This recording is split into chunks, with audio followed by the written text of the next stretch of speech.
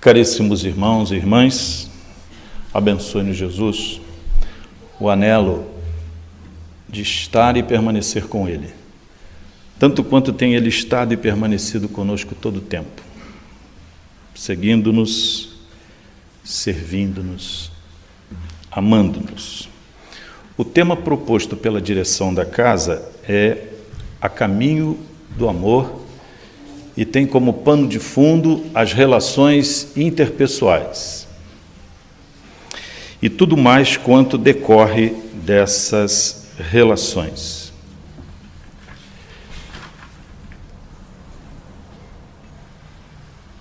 A grande dificuldade no ser humano em compreender o amor. Maior dificuldade se vê no exercício do amor. Se pudéssemos fazer um retrocesso a tudo quanto nos marcou a vida, em torno do que julgamos ser fruir determinada felicidade, nós veríamos que muito antes de nascer, tivemos expectativas satisfeitas e expectativas frustradas. Já no ventre materno, muitos de nós experimentaram a rejeição. Ou as energias daquele que é bem-vindo.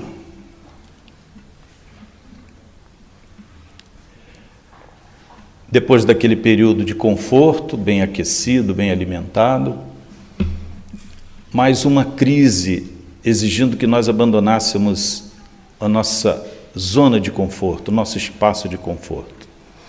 Crise absolutamente indispensável, porque senão a nossa zona de conforto seria perturbada por outros fenômenos. Se não nascêssemos, pereceríamos. Mas para nascer é preciso abandonar a zona de conforto e começar a sentir os efeitos da respiração, os efeitos da dor que nos marcam o nascimento. A partir de então, todas as nossas expectativas, o filhote mais frágil dos seres orgânicos, teria um longo período em que ele se sentiria o centro do universo, porque todas as atenções e cuidados eram para nós. Vivemos então um novo momento de expectativas, de satisfação ou de frustração, porque nem sempre éramos atendidos nas nossas necessidades de felicidade, de bem-estar, de plenitude. Ora sentindo fome, ora sentindo dor, e como não podíamos falar, muitas das nossas aflições precisavam ser interpretadas por aqueles que nos criaram. E não demorou muito tempo, mais frustrações vieram, porque nascendo outro filho, ou sendo hoje como somos obrigados a ter outras pessoas participando do cuidado em torno de nós, já não éramos ou deixamos de ser o centro do universo. O irmão que chega subtrai de nós essa atenção que tínhamos o tempo todo. Não, agora ela vai ser compartilhada com outro. Outra frustração se nos assoma. Éramos o centro do universo e experimentamos uma perda. Muitos um sentimento de rejeição. Alguns ficarão traumatizados para o resto da vida. E a partir que o tempo se prolonga e outros irmãos nasçam, essas relações que desenvolvemos gerarão sempre expectativas satisfeitas ou não. Quando passamos a nos entender, a nos identificar como seres humanos, e passamos a ter uma ação direta nessa relação entre pessoas, passamos por outras experiências ainda mais percussientes, mais profundas e, às vezes, mais dolorosas. Temos que dividir o que não gostaríamos. Temos que esperar o que não é tolerável. temos que perder o que para nós seria indesejável. E nascendo numa família que os pais sejam exitosos ou fracassados, quaisquer desses modelos radicais nos trarão problemas. Porque para os pais bem-sucedidos, aquele modelo que experimentaram devem ser passado para os filhos de maneira tão intensa e rigorosa quanto puderem, conformando-os à sua forma de ver e sentir o mundo, que nem sempre corresponde, ou quase nunca corresponde, à visão e ao sentimento dos filhos. Mas o filho aprende desde logo que, se não agir como o pai ou a mãe quer, ele não tem direito de ser feliz no próprio ambiente. E o tempo passa. E à medida que crescemos, outras relações se desenvolvem na escola, na sociedade. Somos atraídos por outras pessoas. Vem a idade, o início da adolescência, os hormônios em turbulência agitam-nos numa perturbação psicofisiológica sem precedentes, e os nossos braços parecem mais longos, o nosso coração parece maior, tudo em torno de nós parece decisivo, e também nesta fase outras expectativas serão frustradas e algumas satisfeitas. Tendo que romper os laços da família e constituir uma outra, para muitos de nós esse será um doloroso exercício. Para alguns, não conseguirão se livrar dos elos que os uniram a mãe e pai. E quando o fazem, não logram sem consequências graves a sua felicidade.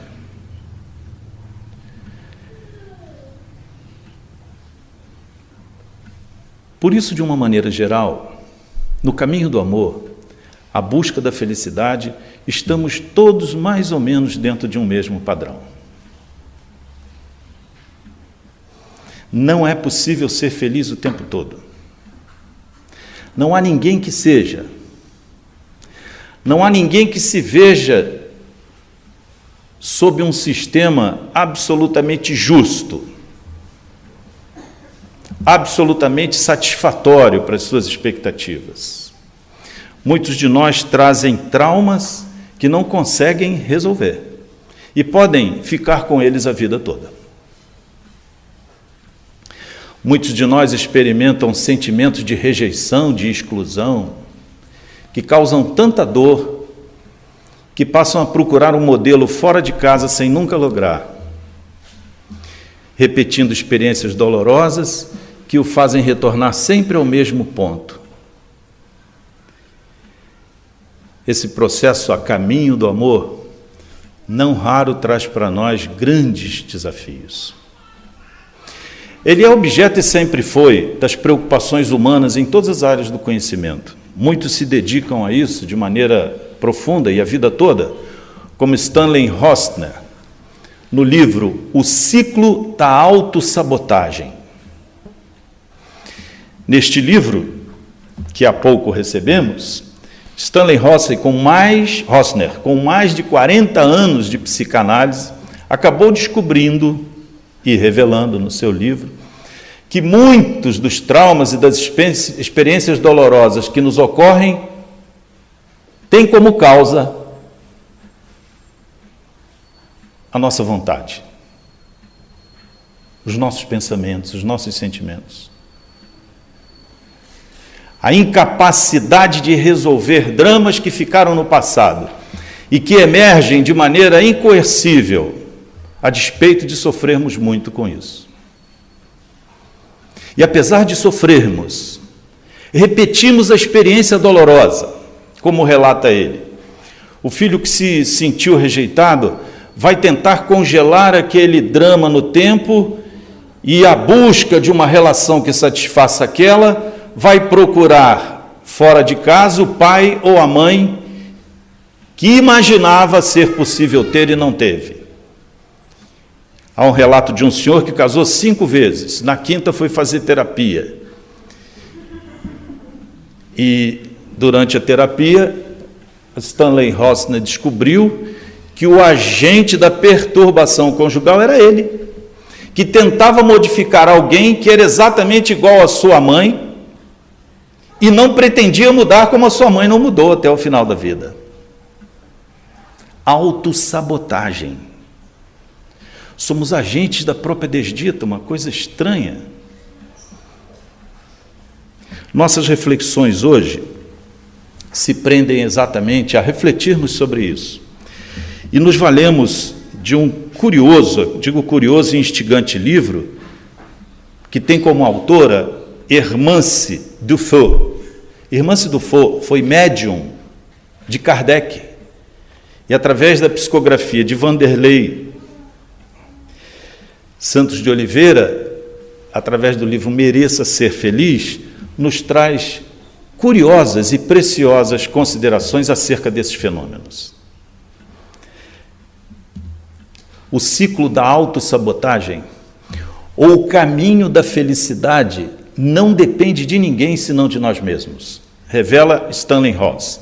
Há aqueles que depois de 10 anos de terapia chegam à conclusão de que descobriram o problema. Então, através do conhecimento racional, eles entendem que aquilo não é razoável continuar, porque é ele o autor dos próprios problemas. Mas o seu conhecimento, a sua inteligência emocional não é capaz de arrostar, de enfrentar o desafio. Então ele desiste e diz: olha, eu agradeço muito, doutor, o senhor ter me trazido até aqui, ter descerrado os escaninhos de um passado que sequer eu gostaria de revelar, porque na maioria dos casos é assim. Eu não gostaria que soubessem das minhas insuficiências, das minhas carências, dos meus erros, dos meus fracassos, dos meus dramas. Por isso me oculto até hoje dessa maneira. E exultante Stanley Ross diz: bom, já que chegamos a essa conclusão, qual será o seu próximo passo? Bem, Stanley, eu pensei muito sobre isso, avaliei detidamente as questões que me impulsionam para a mudança, como uma necessidade de ser mais feliz, e aquelas que me conservam na posição tal como estou, repetindo velhos erros, mas que não me retiram da zona de conforto. Stanley chegou a se arrepiar, porque a resposta que vem em seguinte é intuitiva. Ele optou por continuar com os velhos dramas. Por isso, muitos entendem que esse é um descrédito, uma desvalia para a psicanálise, quando não é. O psicólogo vai nos ajudar até o enfrentamento do problema, mas ele não vai retirar o problema de nós. Essa é uma opção pessoal. Se decidirmos continuar tal qual somos, não vai mudar nada. Vai continuar exatamente como é. Se não mobilizarmos a nossa inteligência emocional, o nosso conhecimento emocional acerca dos problemas, nós não vamos só com a racionalidade resolver o grande problema da nossa felicidade.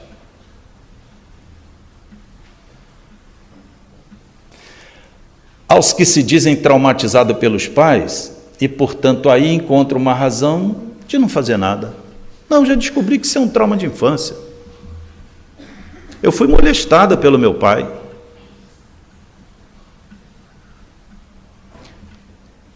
Um dos delitos mais frequentes e mais desconhecidos em razão da intimidade das relações que o cercam. Como há muitos outros que se dão no silêncio dos lares e que geram dramas para toda a vida. Quem gostaria de expor, para quem quer que seja, um drama dessa natureza que o impede de ser feliz, porque ele incorporou a ideia de que ele não tem direito à felicidade? Fui eu que descobri a minha infidelidade paterna e revelei para minha mãe, quando tinha 5 anos, e por causa disso meus pais se separaram. Daí para frente eu nunca mais vi um sorriso, uma festa lá em casa. Só vi dramas, sofrimentos e problemas. E ao final de tudo, se eu não tivesse falado acerca da infidelidade, tudo poderia se manter tal qual era, e eu não seria infeliz e não teria causado tanta infelicidade. Portanto, eu não tenho direito de ser feliz. Estou falando de uma psiconeuroimunologista, uma cientista, que no final da sua vida encontrou a razão do seu insucesso em todos os campos, inclusive o afetivo.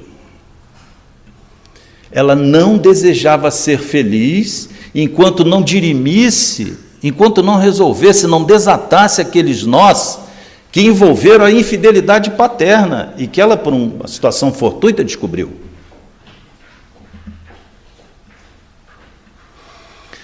Muitos de nós incorporam a convicção de que não podem mudar, porque seria pior. Muitos de nós incorporam a ideia que não é possível mudar, porque as suas condições genéticas, a sua educação, a sua cultura, a sua posição social ou qualquer outro condicionamento não permitem. E vivemos assim, a braços com dramas de toda a natureza, de toda a espécie, gerando desconfortos, insuficiências, sentimentos dissolventes que nos arrastam para a perda.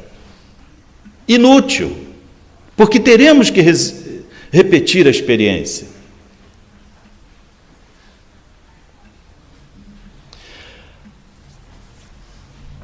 A psicologia psicanalítica, tal como a concebeu Freud, trouxe grandes contribuições para todos nós. Como os que lhe sucederam, entre eles Adler, mudando a pulsão do sexo para o poder, ou as outras vias, as outras escolas psicológicas, até chegar hoje à transpessoal, à psicologia holística, ou a suprema psicologia, que é a psicologia do Evangelho, a psicologia de Jesus, a psicopedagogia de Jesus, que nos trouxe até aqui. Apesar de todos os avanços na área científica, cada vez mais, por isso referimos os livros que acabamos de mostrar, confirmam o que a doutrina espírita vem nos proporcionando há muito tempo. É preciso mobilizar a estrutura interna de nós mesmos, de forma a mudarmos esse quadro. Não somos produto de condicionamentos genéticos, fisiológicos, educacionais, culturais, sociológicos. Não somos. Está lá no Livro dos Espíritos. Os condicionamentos tendem a nos empurrar numa direção, mas não nos arrastam de maneira incontrolável. E como é que a gente pode compreender isso? O Livro dos Espíritos é uma fonte extraordinária nesse sentido. De onde proviemos? Ou provimos? De Deus. Fonte, razão de todo amor. Portanto, nascidos da luz suprema, somos lucigênitos, filhos da luz, filhos do amor. Para onde vamos? Do átomo ao arcanjo, do ser mais simples ao mais complexo. Caminhamos na direção do amor infinito, que poderia ser traduzido com a perfeição infinita, aproximando-se de Deus, que é a perfeição absoluta. Sim, nascemos todos na mesma origem, tendemos ao mesmo fim. E o que estamos fazendo aqui exatamente? Estamos a meio caminho do amor. Sem compreendê-lo, sem saber experimentá-lo e, portanto, vivenciá-lo. Essa talvez constitua a maior das nossas dificuldades. Porque, na verdade, não vamos encontrar nenhum modelo idêntico a nós. Nós sempre procuramos, em qualquer lugar onde estamos, um espelho. Ou a pessoa aparece conosco, ou ela já se torna uma ameaça, quando tem alguma coisa diferente. A doutrina espírita diz que nós somos únicos, insubstituíveis, irrepetíveis, inimitáveis. Não há duas pessoas iguais no universo. Constituímos, cada um de nós e todos nós, um sistema aberto. É impossível fechar-se. Tal como o corpo, que depende do ar, da água e dos alimentos, o espírito é um sistema aberto e dependente de trocas, de onde resulta o princípio da solidariedade. Por isso, existir implica relacionar-se. Os sistemas abertos têm como consequência que não é possível existir sem a relação com o meio e a relação com as outras pessoas. Mas o que ocorre do átomo ao arcanjo nesse momento? Caminhamos da ignorância para o saber, da ausência de conhecimento para o conhecimento pleno, o saber. E neste caminho vivemos o dilema do ensaio e erro e acerto. Dilema insuperável para qualquer de nós. Não há nenhum de nós que não tenha errado, que não erre hoje e que não continue errando a partir de todos os esforços que faça. Portanto, precisamos e podemos aqui trabalhar melhor o nosso sentimento de culpa. Todos, de maneira geral, terão ganhos e perdas, sucessos e fracassos, dor e prazer, felicidade e insatisfação. Não há ninguém entre nós que se livre dessa dualidade, o que para nós é um alento, é muito bom. Não somos os únicos. O problema de quem sofre mais ou menos, de quem permanece mais ou menos sofrendo, é a capacidade de perceber e de agir em torno dos desafios que se apresentam. Capacidade de percepção e ação seria então o nosso foco. E aí um outro dilema extraordinário. Eu penso uma coisa de mim, tenho um conceito acerca da minha reputação que tem pouco ou nada a ver com o que as pessoas que vivem fora de mim têm de mim mesmo. Então já há duas dimensões, aquilo que eu penso que sou, o que as pessoas pensam que eu sou. E a verdade não está em nenhum dos dois polos, está num terceiro, o que dificulta ainda mais a nossa relação.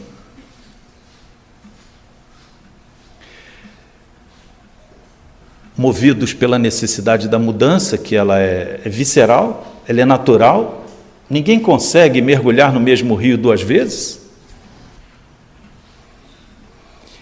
Entre a lei de destruição, que impõe perdas, que no final é transformação pura, e a lei de conservação, que nos mantém no espaço de conforto íntimo, eis o dilema sobre o qual estamos refletindo.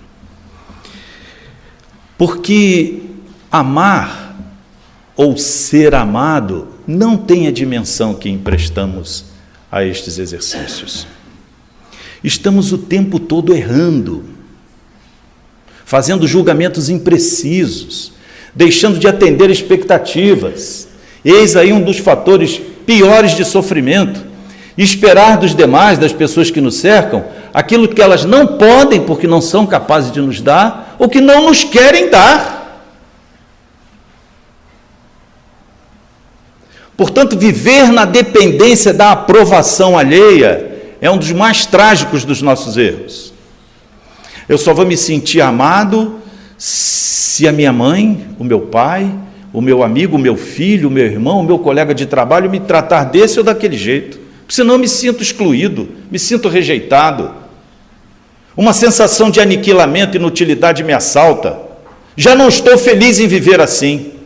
E nos viciamos no tal reconhecimento, um vício terrível, que bloqueia a possibilidade de qualquer de nós experimentar o amor e ser feliz.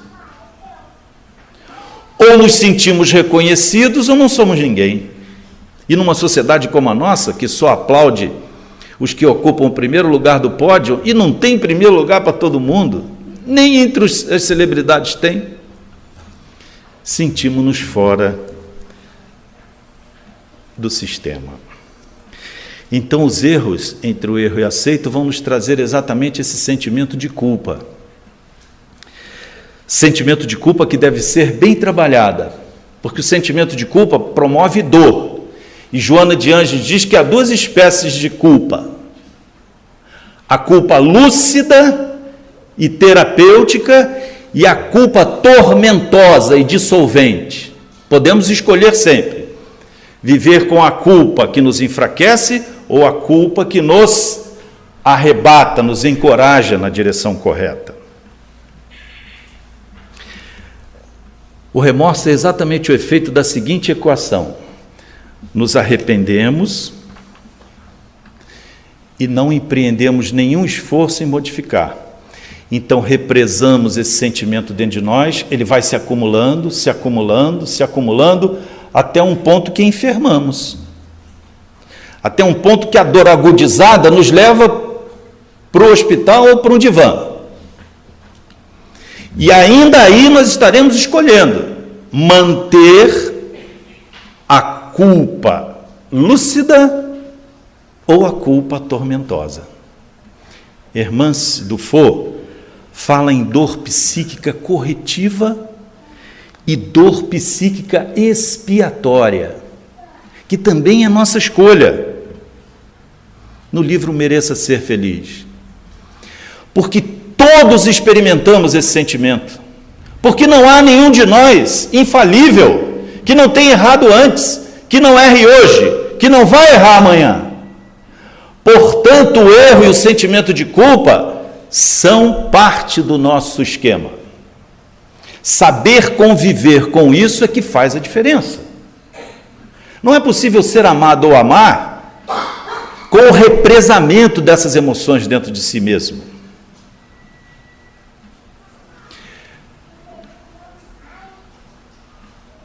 É certo que devemos corrigir nossos erros, mas a correção dos nossos erros implica num processo que começa com o sentimento de culpa, e aí podemos entrar no desvio.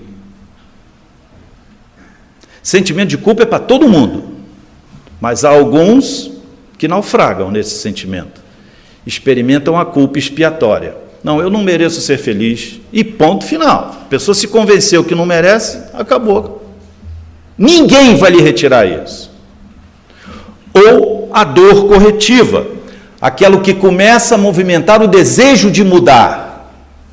Não, já encontrei o problema está em mim mesmo, como está sempre, não do lado de fora.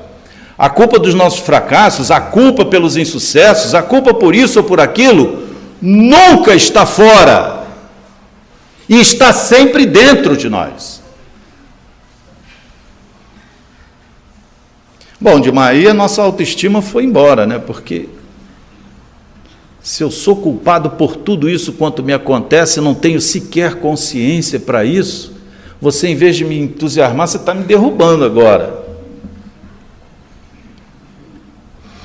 O foco disso tudo reside na aceitação de Deus. Ou nos entendemos filhos do Altíssimo, herdeiros do universo, ou não conseguimos compreender que tudo que acontece em torno de nós é justo. E quando experimentamos a sensação da injustiça, a inconformação e a revolta se instalam no nosso íntimo. Com o desejo de mudar, é preciso compreender que há aspectos negativos desse desejo de mudança. Há os que nascem decididos a não errar mais. Entre nós, agora e aqui, há muitos. São os perfeccionistas, são os intolerantes, são os que não aceitam o erro alheio nem o seu próprio. Eles não se amam porque não se perdoam. Então o desejo de mudança deve ser muito bem trabalhado na nossa cabeça. Porque podemos transformar esse desejo numa neurose de perfeição. Hermance do Fogo. Bom, se os erros estão comigo, eu já identifiquei que eu tenho esse erro, mas, como Paulo, empreenderei agora uma marcha contra aqueles que trouxeram essa dificuldade. Morte aos cristãos! Já estou mudando. Estou corrigindo os erros do mundo e o meu mesmo. Estou falando de Paulo.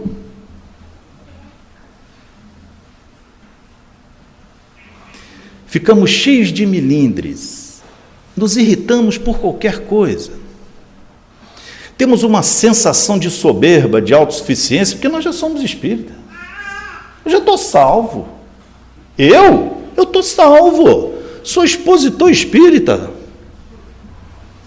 E o drama dos expositores espíritas do outro lado são inenarráveis, porque se veem tal quais são, expressando a verdade sem construí-la em si mesmos.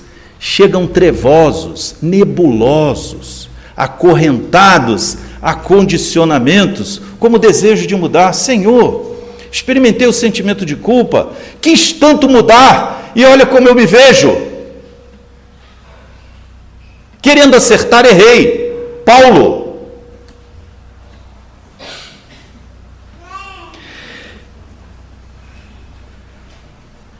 Hermance do Fogo diz assim para nós: devemos começar pelo seguinte ponto com desejo de mudança. O problema nunca será com quem convivemos, mas os sentimentos e os pensamentos que nos chegam quando aqueles com quem convivemos se aproximam de nós, porque os mecanismos de disparo já estão pré-acionados. Hermance do Fogo nos recomenda um passo atrás. Antes de responder bom dia, boa tarde, boa noite, como vai, já com os sentimentos impregnados daquela carga do que pensamos e sentimos daquela pessoa que nos causa mal-estar, dor, aflição, repulsa, devemos controlá-los dentro da mente. E esse não é um exercício fácil, dizem os neurocientistas hoje. Através de tomógrafos de pósitrons, já detectaram o movimento todinho. O estímulo chega de fora para dentro, nós identificamos o desafeto, aquele irmão, aquele parente, aquela pessoa que é insuportável. Imediatamente esse estímulo chega ao hipotálamo e mobiliza duas amígdalas que acionam o sistema límbico. É a primeira neuroconexão, mobilizar as emoções. Neste momento emergem a vontade que temos de aniquilar aquele fator de sofrimento na nossa vida, que é aquela pessoa. Imediatamente depois, numa fração de segundo, o mesmo órgão, o hipotálamo, dispara um neurotransmissor para o córtex cerebral, acionando a razão. Antes a emoção, depois a razão. Por isso a maioria de nós, antes de responder razoavelmente a um estímulo, já se deixou sequestrar pela emoção. É o sequestro relâmpago neural. E é um sequestro relâmpago mesmo, porque é um relâmpago que dá na cabeça.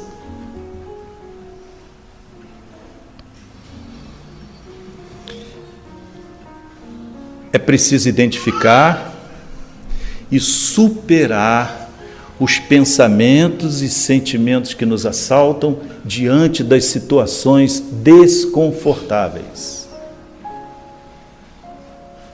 De outra forma, vamos repetir velhos erros e podemos autossabotar a própria felicidade.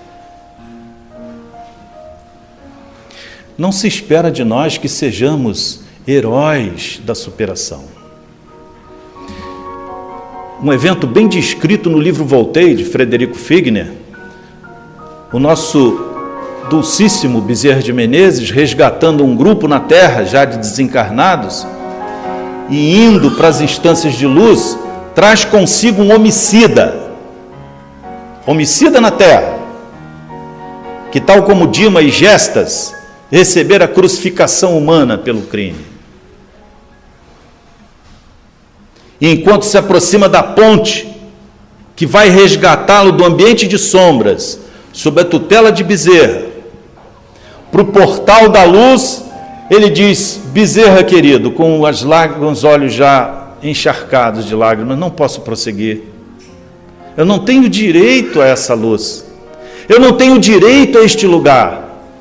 Eu não posso ingressar nesse ambiente de luz. Sou um assassino.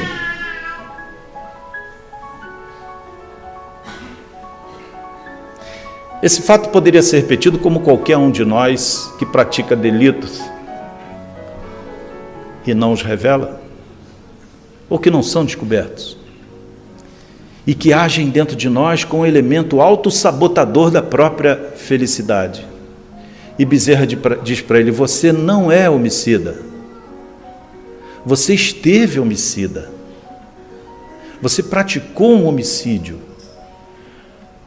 mas empreendeu tudo quanto o sentimento de culpa pedia de você. O seu desejo de mudar, o esforço de superação já o trouxeram aqui. Você tem direito sim de ser feliz.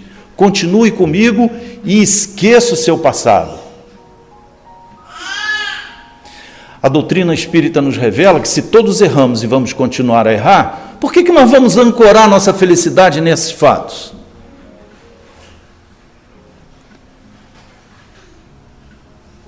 Não há sentido nisso. Não é preciso nem lembrar mais, senão para restaurar os danos que praticamos. Isso é o ideal. Esta é a dor ou a culpa terapêutica. Se esse irmão tivesse desistido e abandonado a caravana de Bezerra de Menezes, permanecido nas trevas, suas dores se agudizariam inutilmente, até que ele por si mesmo, como André Luiz, depois de 8 anos no umbral, parasse para refletir sobre a sua situação e dissesse: Senhor, socorrei-me. A melhor das preces: Senhor, ampara-me. Nesse momento as nossas forças já não existem mais. Como de André Luiz. O que se espera de nós é que saibamos conviver com as nossas culpas, com os nossos erros, com os nossos traumas, com os nossos distúrbios, com os nossos transtornos, porque todos o temos. Todos temos o que reparar.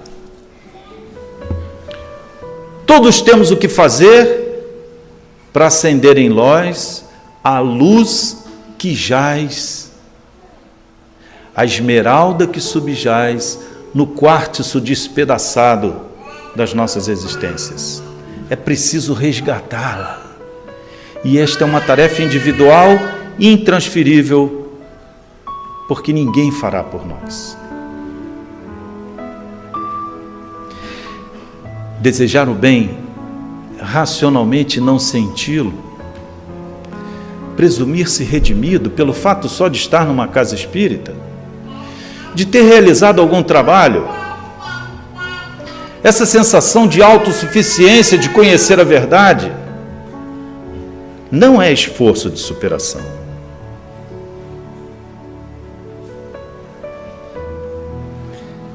Esforço de superação é compreender-se num sistema absolutamente justo.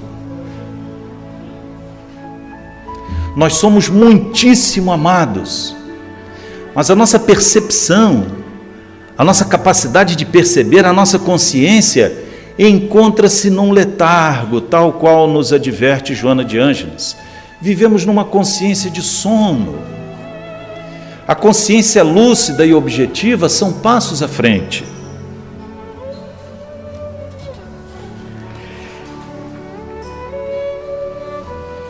É preciso nos compreendermos como seres filhos da luz, gerados pelo amor, destinados ao amor sempre. e que se não fomos amados,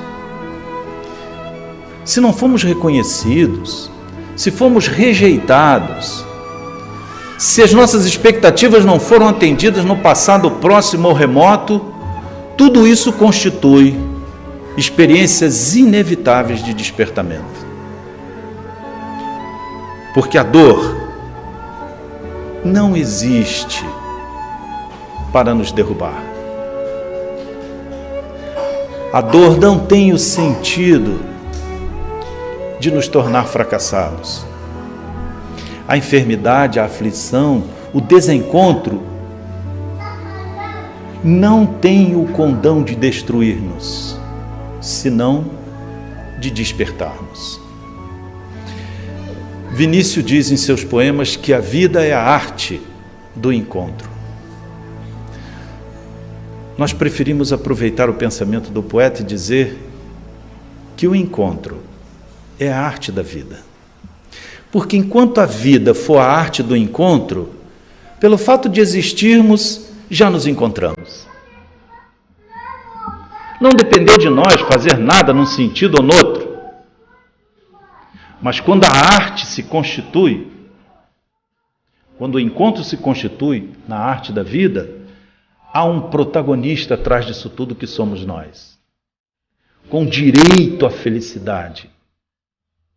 Aliás, esse direito é cada vez mais perceptível, tão perceptível que já há parlamentar propondo a PEC da felicidade. Eu não estou brincando, embora pareça. O direito à felicidade está se tornando tão concreto que é possível percebê-lo em torno das nossas ações. O fato de não ter sido amado pelo pai ou pela mãe faz parte do processo particular de qualquer de nós. O fato de não encontrar o amor que desejava em torno das relações afetivas e conjugais pode fazer parte dos nossos arcanos, dos nossos registros atávicos.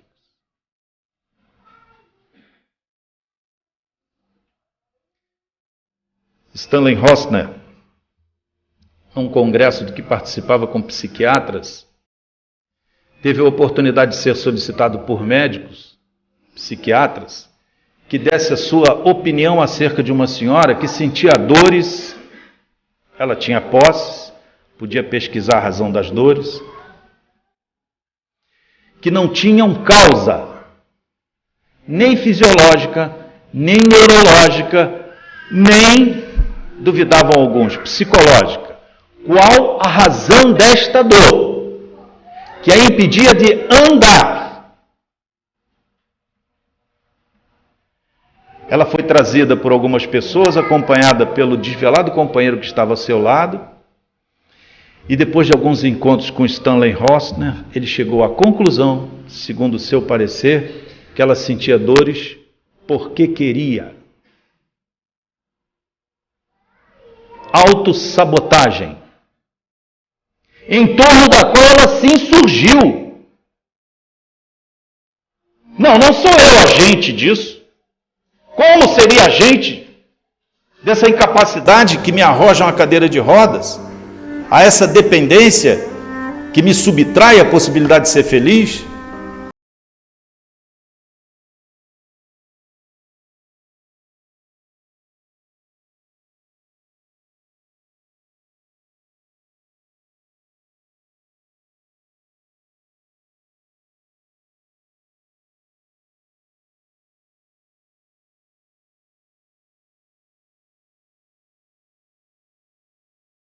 Aliviadas ou suprimidas da sua vida e perder o desvelo daquelas pessoas que a tratavam com tanto carinho e atenção e permanência, ela conscientemente preferia a segunda opção. Então, nesse mesmo livro, Stanley Ross diz: esta dor não tem solução. Para esta dor não há solução no mundo, no universo, em lugar algum, em conhecimento algum, em médico, técnico algum. Só a pessoa é capaz de removê-la, porque decidiu viver com ela. Viciou-se em autopiedade.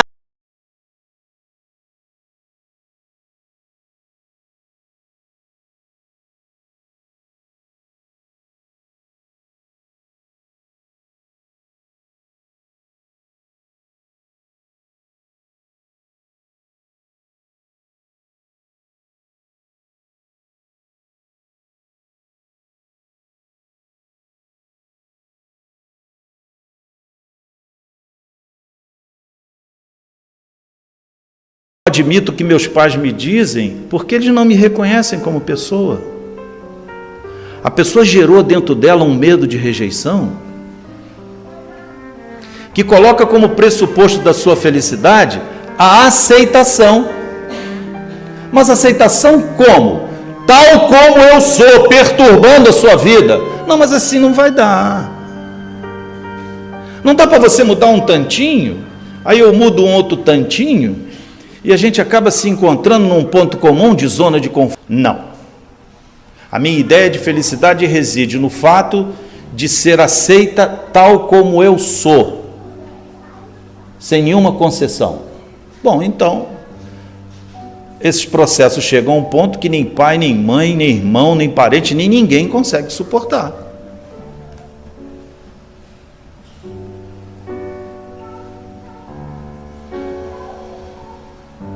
E temos tantas razões para continuar nessas zonas de conforto. Porque, na verdade, todos fomos injustiçados. Todos passamos por processos que é impossível encontrar uma causa justa nessa vida. Apanhamos mais do que merecíamos, ou apanhamos quando não merecíamos. E eu não consigo esquecer aquela surra.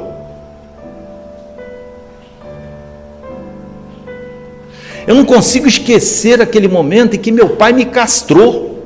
Minha inibição sexual hoje tem registro numa violência que sofri dentro de casa. E remédio algum está conseguindo remover. E não irá remover enquanto a pessoa não decidir removê-la. Enquanto não se decidir entender-se num quadro de justiça, em que todas as coisas que nos acontecem fazem parte dessa justiça. Se eu não consigo me relacionar com aquela pessoa a quem mais deveria amar e não encontro uma razão nesta vida, certamente está em outra. Se o destino nos colocou no mesmo lar e é impossível deixar de conviver com ela, ame sem ser amado. Compreenda sem ser compreendido. Aceite sem ser aceito. Inclua sendo excluído.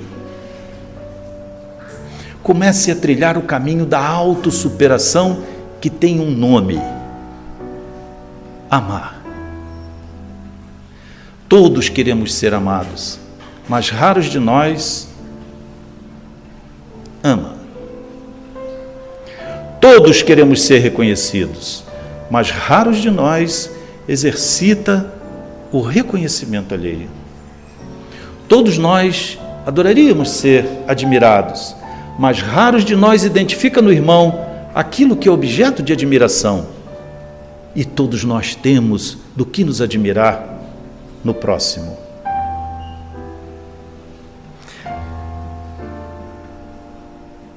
Hermance Dufour diz que o auto-amor, a autoestima, é determinante das atitudes.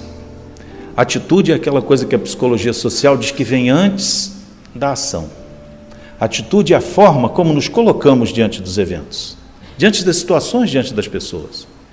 E não é possível ter uma atitude, um mecanismo predisposto à felicidade, se não amamos. Fora da caridade, não há salvação. Por isso dizem que João, nos últimos anos da sua vida, viveu muito tempo na ilha de Patmos. Ele apenas repetia: filhos queridos, amai-vos uns aos outros. Porque o segredo da felicidade é exatamente este amor. Este amor que queremos receber, mas não damos. E no mundo tal como vivemos hoje, ante tantas carências, com tanta orfandade com pais vivos, há tantos corações esperando apenas que os ouçamos, que falemos menos e ouçamos um pouquinho mais, que apesar de estar doendo muito na alma, a perda afetiva que tivemos, tenhamos paciência de escutar aquele amigo, aquele parente, aquela pessoa que nos vem relatar seu drama afetivo, tão candente e doloroso, como se fosse maior que o nosso e não é. Nenhum de nós experimentará a dor terapêutica se não empreender o esforço de superação na direção de amar. Uma vez perguntaram a Gandhi, qual é o caminho da felicidade? E Gandhi respondeu, não há um caminho para a felicidade. O que soou estranho numa personalidade tal como era a grande alma. E aguardando-se as suas considerações maiores, numa expectação já aflitiva, Gandhi concluiu, a felicidade é o caminho. Não há um caminho determinado para a nossa felicidade. A felicidade é o presente que vivemos.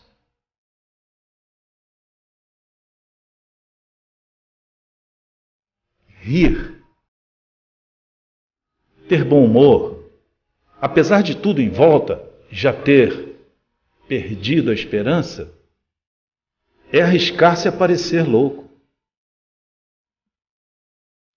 Chorar, expressar seus sentimentos de dor, de aflição diante dos irmãos, é arriscar-se a parecer sentimental, fraco, fracassado. Estender ajuda ou a mão ao outro é arriscar-se a se envolver de tal maneira que essa ligação pode durar muito tempo além do que gostaríamos.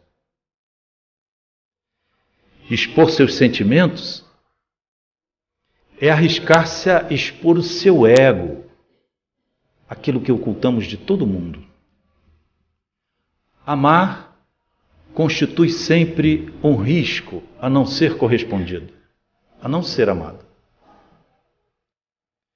Expor suas ideias e sonhos ao público é arriscar-se a perder-se ou a perdê-las. Viver é arriscar-se a morrer.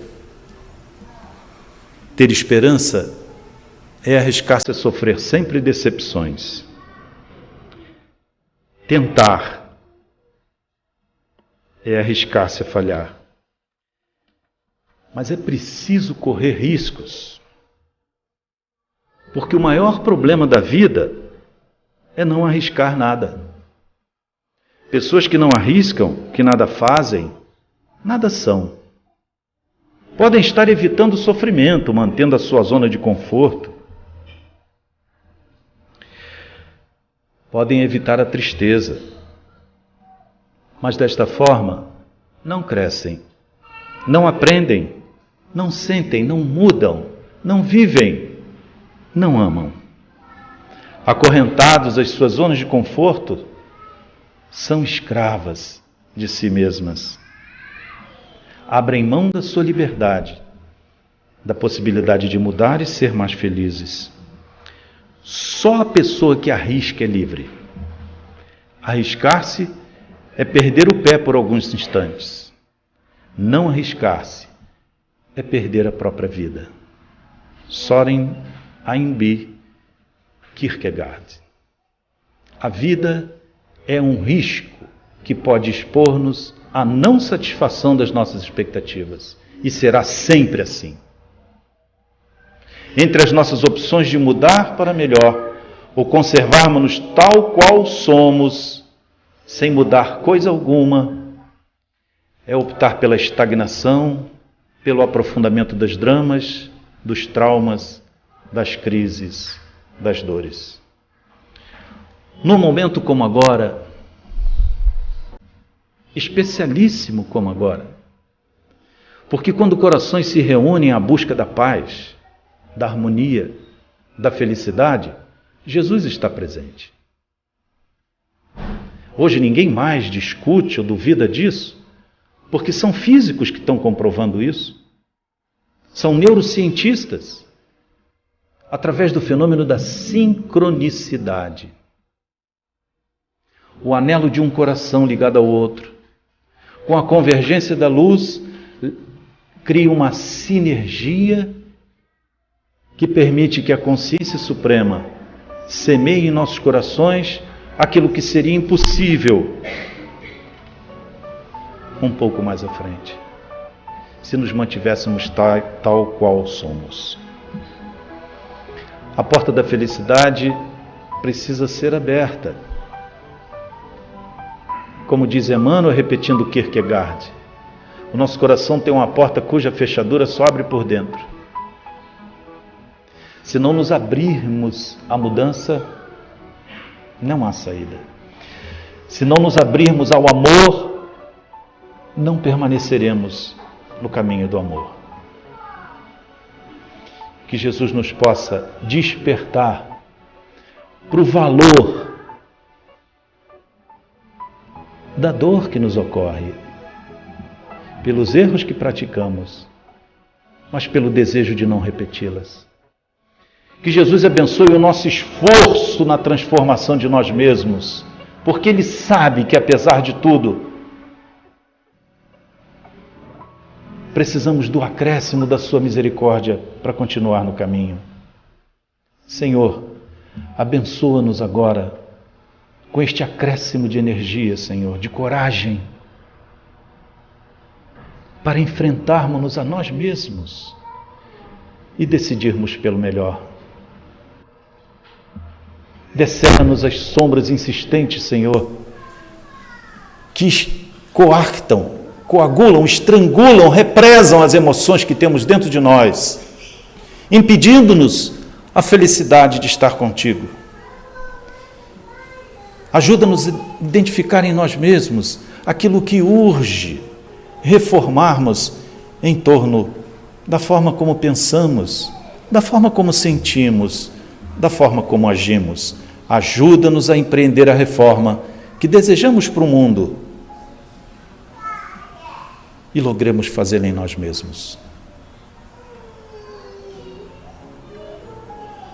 Dá que possamos, Senhor, identificar nas dores e obstáculos do caminho desafios para a nossa felicidade.